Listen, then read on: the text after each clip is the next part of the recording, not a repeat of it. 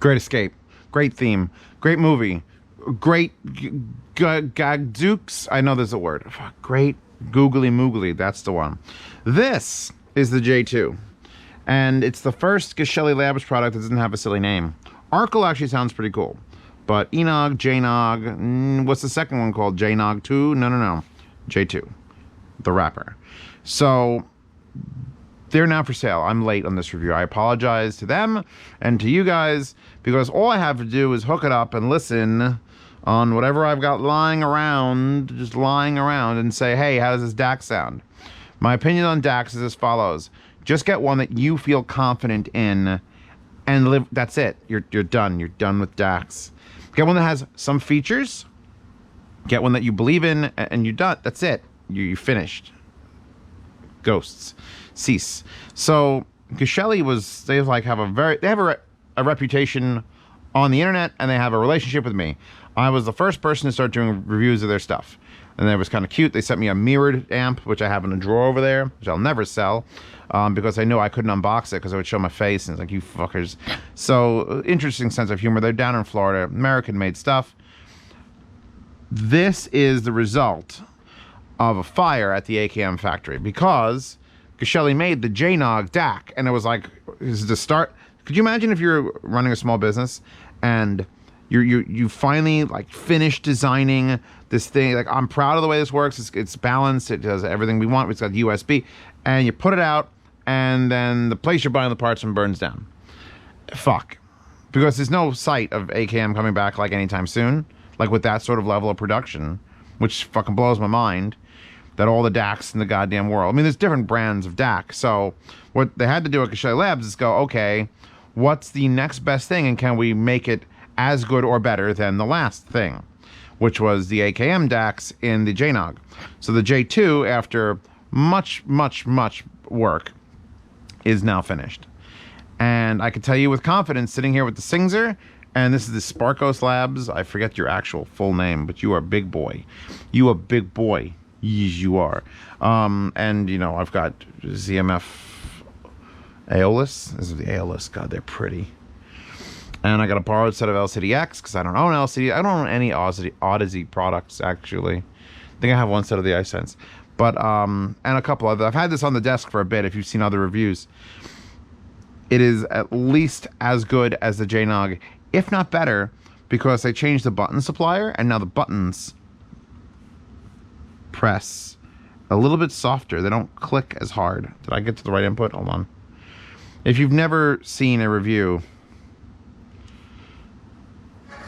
there we go, of the original Jnog, I guess I have to go over the entire thing. So, made in Florida, made in America, with the boards all printed out in a closet of a garage. The box design is very simple. Everything's on the back now, but there also are inputs on the front in case you want to hook it up to the front. So you could actually switch.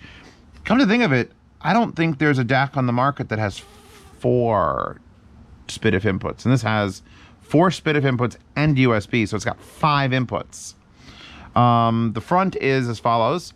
You get to pick this. In fact, if I block the wallpaper, which is what I'm actually doing, you get the color of the box, which is this. And this is a sparkly as hell white. I'm not sure if white is actually sparkly white. This might just be for me. You can find out. You could ask, but or I'll ask.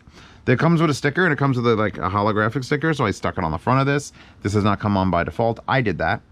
And you get to pick the box, either charcoal, white, blue, red, purple, or black/blue mist. I don't know what that means, but it scares me.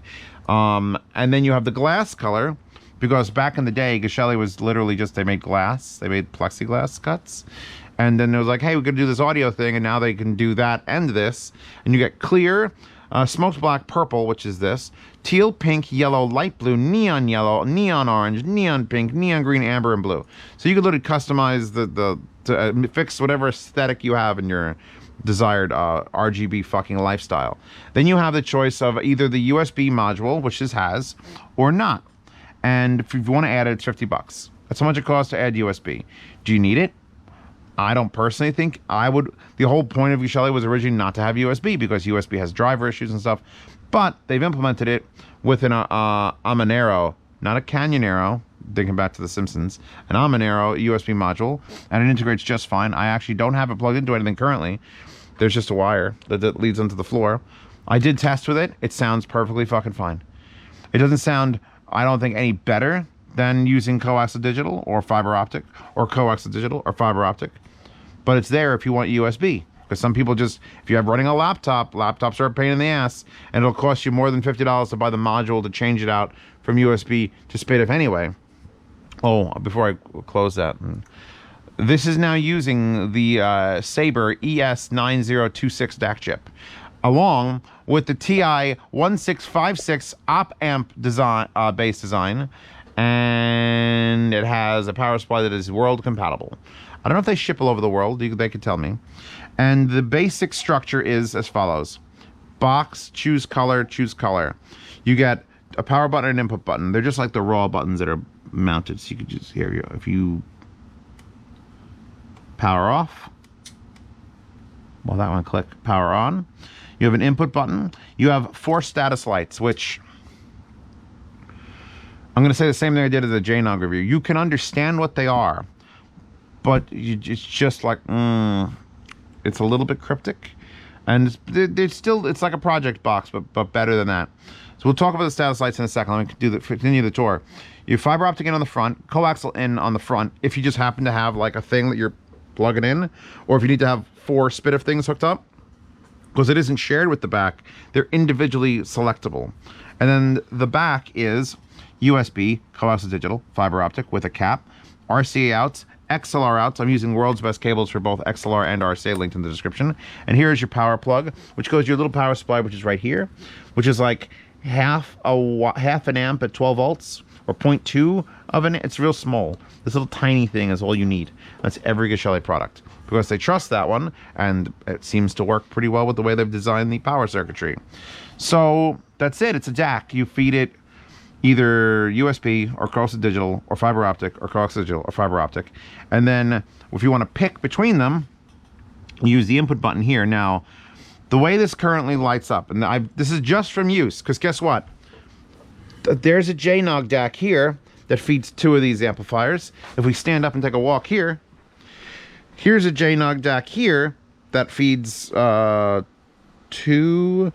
3. I think I have a bouncing in and out of one of them. So I've actually got permanently in my setup 2 Geshelli Labs JNOG DACs on both the V8 and the Mercurius. And then, if we want to take a walk, you may recognize there's 3 Enog 2s down here which run my home theater.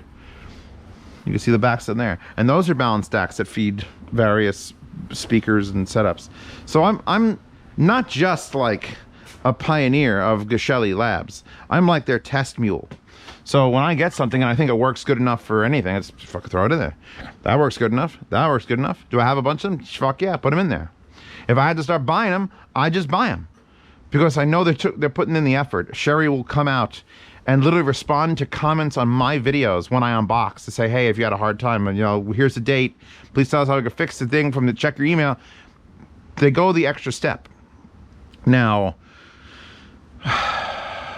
so what was I just describing? Oh, if you're an RGB person, so you have power and input. Power you hold and then, but power, if you just touch it, will change that LED from red to green to blue to red.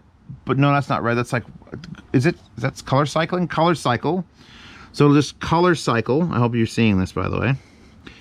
Or off, or red, green, blue. Is it just color cycle? I thought I was able to get it to teal. That's hard teal. That's hard purple. And then it's red, green, blue, and then color change. Okay, so that's just like, just in case you need that. And one of the reasons I like the Enogs over there in my home theater is because there's an indicator light that's a status light that says, okay, I'm getting signal and I'm working. Well, these 4 lights in the cluster, the upper left is power. When it's on, that light is always on. Then you have, do I have to play something? So we are getting signal because this is powering this. If I hit input once, it moves over. All 4 lit up is USB. Now I don't have USB plugged into anything, so nothing's coming out. Now it's, I believe this is front.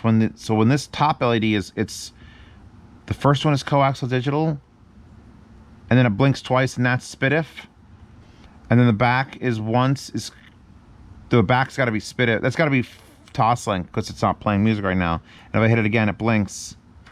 And then we're playing, and I have it set up with the, all right, so 2 blinks is coaxial. You following me along? Basically what you're going to do is, you're going to plug your shit in, you're going to play your music, and you're going to hit that button until something works. I actually don't think there is a status to say that it is playing music right now. Change that color. I'll shut the LED off, because some people are just going to shut the LED off. That's fine. Now pause music. And that's, that's it for those controls. Then if you want to, and this was a big selling point on the original Enog and JNog, is that unlike so many knobs, it goes down to 43 decibels. That's weird. I just pulled this out to start testing with it. Most DACs are just signal in, output, done. Then there are some DACs that are signal input and then out with a variable volume control, and those are one way to do it. This, however, has 3 gain stages. So instead of giving you infinitely controllable volumes, or you could just like tune it down and tune it up, it's just going to drop the standard voltage down. I forget how many volts or how many decibels. I think I estimated it like 5, and then down again. So you have 3 settings. Because if you have an amplifier that's way too powerful, or speakers, or something you're pushing out to that's got too much gain, and you just wish that you could control the volume a little better, like I do it on like the TA30 here. This is a tube amp hybrid that is just way too powerful. Like you do this and the volume knob explodes your shit. Well, I have a JNog down back there. I can put the J2 back there. What you do is you hold the input button, and see that blinked twice? That means we're on the second input gain. Hold the input button. 3 blinks, lowest gain. So now if I turn these up, I can basically turn that up to near maximum for the LCDX on high gain. That sounds good. If you're going to ask me, how does this DAC sound, Zeos? Transparent. Completely transparent. Can I tell it apart from like R2R DACs? Maybe. Maybe if I sat down for like 5 straight days with a dozen headphones and multiple amplifiers, I could tell you the exact specific differences between a J2 and a $4,000 R2R DAC. Because keep in mind, when I did the Hollow May review, or the Hollow May desecration is what I like to call it, I basically sat down with 3 different costs of DAC. And the JNog, the original JNog, was my choice for cheap DAC that performs way better than it should. And I couldn't tell a difference on like THX amplifiers. It's it. It was as good as, and if there was a difference, I couldn't, my brain couldn't suss it out. So the J2 with a slightly different chipset and a little bit more, a couple more months of engineering and changing things up, I'm pretty sure it would still compete directly. So now I've got lowest gain, and at halfway, 50% up and down, this is okay. I'm going to hold this button again. It's going to blink once, and it's much louder now. So if you have an amplifier or something you're pushing into that you're kind of like, I wish I could lower down the source. Instead of digitally lowering it here, which crushes the bit rate, by the way. Because how do you think lowering the volume on your like FooBar or Spotify lowers volume? It's the voltage is out of here, constant. So the only way for it to do that is to literally destroy bits. It's weird. I read Northwest AV Guy's blog on it, and it's like, holy shit. So if you ever have 16-bit connection, you never want to lower the volume digitally. 24-bit, you have a little bit of leeway, and then 32-bit and things like that, you can just lower it down to 0 and not really notice anything below Redbook. But what the Geshelli Labs lets you do is pick the output voltage. So the analog voltage itself is dropping, which allows you to then, not have any real loss of quality. Just pick where you like to live, and then you live there. So yeah, that's it. The J2 is a success. I was kind of nervous because it's like, yeah, they've been doing AKMs, and they've had they were actually testing out like the highest end AKM DACs. to install on this, and they're like, this is not cost effective. They couldn't measure it. They said they got one of like a sample of the 99, and they're like, they got the 93, which is I think what's in that, and they're like, we can't measure a difference, so we're not going to bother, because Geshelli Labs isn't dumb.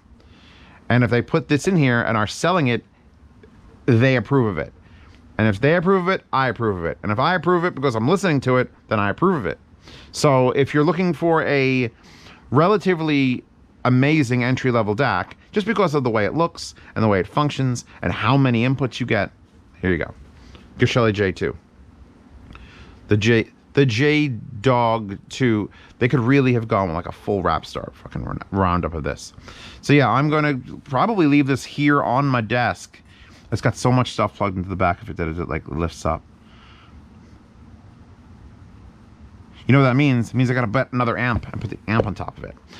Because there should be new amps coming. I'm not gonna promise anything, but keep your eyes and ears peeled. And I kind of think would be a coolest stack ever.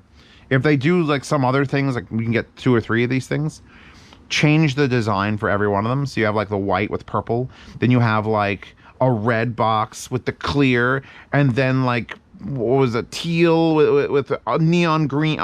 You can actually, someone bought one, someone's selling them in the swap meet. If you join my $10 a month Patreon or Subscribe Star and you enter the swap meet, someone is selling an Evangelion referenced Geshelli Labs, I think it's the original Enog, where it's a purple case with the neon green fascia, and it's like, that's unit 1. I see unit 1 right there. So just imagine that. Oh, this could be green and that could be purple, and that would also be an Evangelion reference. Okay, so thank you to Geshelli Labs. Always keeping me in mind when they set something up. I have, you know, direct access to talk to them. So I know when things are coming. I know when things are changing. I know what they like. I know what they don't like. I know what you guys like, and I sort of feed it to them. So this is sort of put in line to compete with just, you know, everything else that's in the lineup. Would I be happy with the Geshelli Labs DAC for the rest of my days and nothing else? Abso-fucking-lutely.